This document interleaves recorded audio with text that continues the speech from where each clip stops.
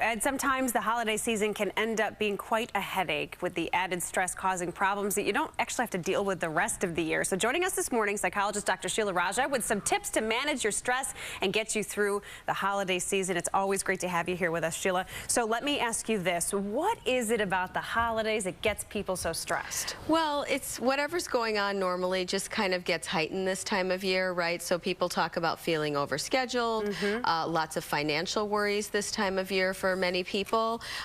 Family conflicts sometimes tend to get worse this time of year, and also feelings of loneliness and depression sometimes. And I want to touch on that for a second because there's a lot of things that contribute to stress levels. So how can people deal with those stressors, like you mentioned with the family?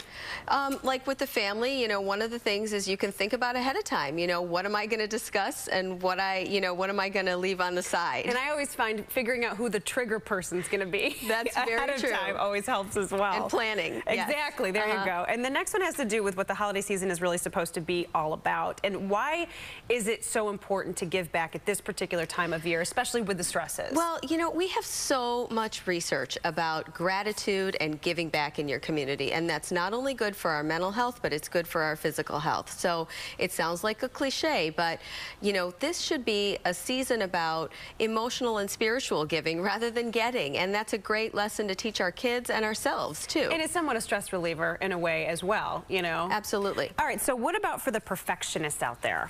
Well, exactly. You know, perfectionism leads to so much holiday stress. My #1 tip for that is let go of social media, or at least ease up this time of year. Yeah. I know, because you know what? We see people's photographs on Instagram or Facebook, and we compare our whole lives to one picture-perfect moment, and it's just not, you know, realistic. Sure. So to let go of some of that, that helps. It's added stress as well. Yeah. How can someone use their daily routine to limit stress? Well, this is the time of year that we tend to let go of all sorts of routines. So we eat more, we drink a little more alcohol, we're not sleeping enough. I'm not saying don't do those things. I'm saying plan ahead for maybe 2 or 3 situations where, you know, you're going to have a fun party and you're going to ease up a little bit, but not to do it every single day for the next 2 weeks, because otherwise we look back in January and we're like, what did we do? And you know, I always find too that the calendar plays a huge effect on this. There was such a short amount of time between Thanksgiving and Christmas this year. It felt like that it, you know, that pressure alone can add stress. Right. So we're trying to get everything in, and so you know, give yourself permission to ease up a little bit on a few of those days, but not every single day. Always, as always, great tips. Thank you so much for joining us this morning, Thanks Doctor. for having me. Have a good holiday. You too.